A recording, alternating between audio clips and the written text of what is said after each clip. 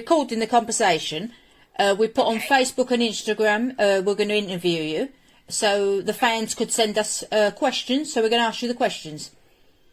Awesome. Yes. Well, the first question: are you a Harry Potter fan? I am. Have you seen all the films and read all the books? I've read all the books multiple times, and I've seen all the movies. Oh, great.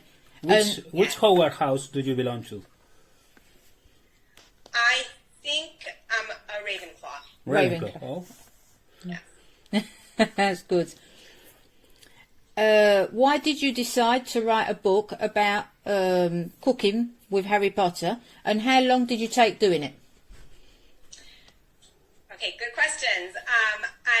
I didn't so much decide as the idea just popped into my head one day, and that's literally how it happened. I was driving around doing errands. So this was about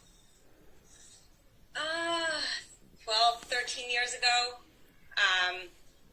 My baby, she's now a 15-year-old, so she was 1, so it was 14 years ago. She was sleeping in her car seat in the back of the car while I was driving home from doing errands. And I even remember what street I was turning onto when all of a sudden the idea just popped into my head. But I think it popped into my particular head because we had a bunch of cookbooks lying around the house that were related to literature. We had a cookbook called The Little House Cookbook, which was based on The Little House on the Prairie. And the American Girls Doll collection also has a series of cookbooks that are related to the books that are related to the dolls. And I think that in my subconscious, maybe, I was just thinking of food and, literature, cookbooks. It was just somehow percolating in my brain. And so I came home and I put my baby in her crib to finish off her nap, and I grabbed the first Harry Potter book and I started rereading it and jotting down all the food references. And when my husband came home from work, I said, I have such a great idea for a cookbook. And he said, it is a great idea for a cookbook, but what are you going to do about copyright? And so that turned out to be a hurdle. Copyright was a hurdle. I had to, I just got so many rejection from so many agents, and they were concerned about copyright. And so finally, my husband, who, thanks to him, this book wouldn't have happened, he said, why don't you write a letter to somebody who's written a book about Harry Potter and ask him what you can do about it? And so I did. I said, I'm just trying to write a cookbook based on Harry Potter, and everyone's rejecting it. You wrote a book about the series. And he said that all I have to do is write a letter to the lawyer who represents J.K. Rowling, explain what I'm doing. He said the worst case scenario is they'll say, cease and desist, you can't do this. That'll save you a lot of aggravation down the road. And the best case scenario is they'll say it's not a copyright problem. So I did that, and they said it's not a copyright problem. So I took the letter from the lawyers and I sent it to the agents that were worried about copyright, and one of them said, okay, fine, we'll do it. So up until that was a 2-year process to get till I got an agent. Once I got an agent, and once she got a book deal for me, I was given 1 more year to finish the book. But in those 2 years that I was looking for an agent, I didn't have a deadline. So I wasn't working steadily for 2 years. It was like, I would send out a proposal here, and I would work on a recipe there, because I had to have some sample material to show a publisher. So that last year was crunch time for me. Like, I had to work really hard to get the book done. And once I submitted my manuscript, it took another year for the whole process till it hit the bookstores. Okay.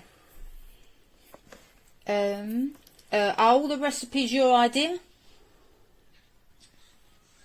So what I did was I took all the food references in the books, and many of them are just classic British foods. Some of them are just classic foods like bacon and eggs, But, some of them are British enough in nature that they're not well known to Americans. And I was thinking more of an American audience. And I knew that as an American myself, I had no idea what treacle tart is. I didn't know what treacle is. I never heard that word before. In fact, I thought that J.K. Rowling made it up. And when I did my research, I found that in fact, it's a classic British dessert. And I figured that probably I'm not the only American who doesn't know anything about British food. So what I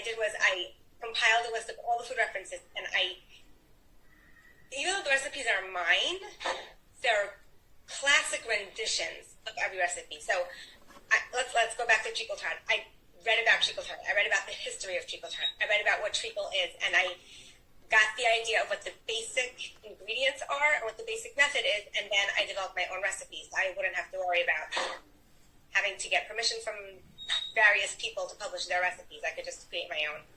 And I tested and retested until I liked it. Oh, good. Even though I never had treacle tart before, I just said, it's got to taste good. So that was that. Okay. Yeah. And have you done all the recipes? Did you cook them all? So I actually did not. I'm Jewish and I have a kosher diet. So there were some recipes I couldn't test for that reason. So I probably about 10 or 15 recipes in the whole book I subcontracted out to a local chef. And he developed those recipes for me. And I think there are 2 other recipes that are not, you can't test them here. One was, I'm trying to remember what it's called, blood sausage. But it's not called blood sausage, it's called black pudding. And that's made with animal blood, and you can't get that here. Oh, right. You can't, it's not a product that can legally be sold in the United States. So I basically wrote up a recipe and said, test this at your peril, because I have no idea how this is going to come out or what it's going to be like. So there's 2 recipes like that. I think haggis, which is also made out of parts of the animal that are very hard to get. Yes. And I mean, I hear your accent. It sounds like you come from, could it be from that part of the world? England? Yeah. So, From Essex. What's that? From Essex. Yes. Okay. So you know what that is. Americans don't know what that is. Well, some do, but a lot of them don't. So for those recipes, I just said, okay, guys, these are the ingredients. This is how it's made. You know, you're probably not going to be able to make it in this country, but just for your curiosity, you know. But everything else I tested, and some recipes I tested and retested multiple times. Oh, Just because fantastic. I wanted it to be Yes. something that people would enjoy eating, you know. Yeah, well, it's a great idea, I think. Thanks. Which is your favorite recipe? Ooh, that's like asking me which is my favorite child. So I do get asked this question a lot, and I never have a good answer. I like sweet food, so anything with sugar in it, all the sweet recipes, anything with chocolate in it. But I really, really liked the fudges. Hagrid makes a treacle fudge for. He gives it to Harry and friends, and they end up. It glues their teeth together, and they end up using it to glue Fang's teeth together, so he won't be able to bark. So the recipe that I created for the book will not glue your teeth together. And it's really good. I love that recipe. And I also liked Mrs. Weasley's toffee. She sends toffee to the kids for Easter and Easter eggs. And I can't say those are my 2 favorite ones, but they're definitely in my top 10. Yes. Well, my favourite ones are the Bakewells. Oh, you like those? Oh, I love them. I love them. And the crumpets. Oh, the crumpets were good. Yes. Yes. Yeah. And I'd never had crumpets before. No? I think that we need to bring the custom of tea into this country, into the United States. People need to have tea with crumpets. Yes. We just do that. Yes. Start a tradition here. Yeah. Yeah. The British definitely had something going with the tea. Yeah. Yeah, I liked the recipe you put, how to make a good cup of tea. It's Yes. very interesting. I did a ton of research, and I love British culture. I had so much fun with it. Yes. Have you cooked all the recipes? What's that? Yes, yes, she did. Yes. Yes. Do you know if J.K. Rowling read your book? I don't. You don't know. I do not know. I wanted to try to get her endorsement, but they said no. I went through her legal team, and I also wrote a letter to her literary agent, and they they were not interested in making it official. Mm-hmm. And I have no idea. It's done very well in the United States, and it's possible that she's heard of it because it has sold over 1 million copies here. Yes. But I have no idea. Yes. Well, the last books we got yours in the shop, the ticket they've sold over 12 million. I think that's a mistake. I think it's 1.2 million. I think they made a mistake. Oh, well, perhaps you see it backwards.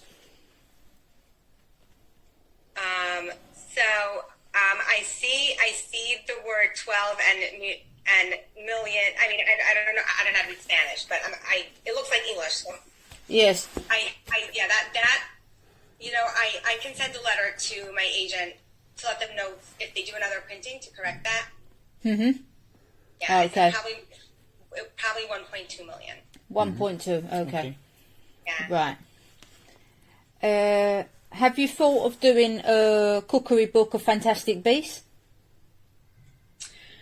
I have. I proposed it to my editor, and they kind of said maybe that's something we would do in the future. And I actually proposed it a couple of times. And I'm glad you're bringing it up because we haven't discussed it in a very, very long time. And I think it might be worthwhile to revisit. I think that what we would probably want to do is take the expanded edition and just add a supplement.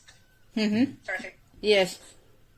Because there's not really enough. I don't think there's really enough for a separate cookbook for it, and I don't think the fan base is large enough. But as a supplemental issue, it might be something they might want to consider for bumping up sales. Yes. Well, they're doing now the third film. Yes. Perhaps they It's can. supposed to come They out, could. in November, right? Next November. Yes. And well, perhaps you'll see more things of food and the bakery of the Muggle as well. Yeah. Yeah. They might have a few ideas. Well, that was what sparked the idea for me in the first place when I saw the bakery, and I said, "Ooh, this would be great to add to the cookbook." Yeah. It looked like an English bakery with all the sweets and all the stuff. Yeah. Yeah. Another book you publicated is Cooking with Narnia. Narnia. So I did write a cookbook based on Narnia. It was called the Unofficial Narnia Cookbook, and Yes. that has an unfortunate, sad ending. I wrote the cookbook. My agent for that book, he's no longer my agent. He left the business. So we had some kind of, I guess, miscommunication. We thought he took care of it. He thought it was taken care of. To get in touch with the Narnia estate and make sure that all the copyright issues were ironed out, because although J.K. Rowling's legal team said we can do this, it's actually a very gray area in copyright law. So they can say no, and then no publisher is going to want to take a book with a potential lawsuit attached to it.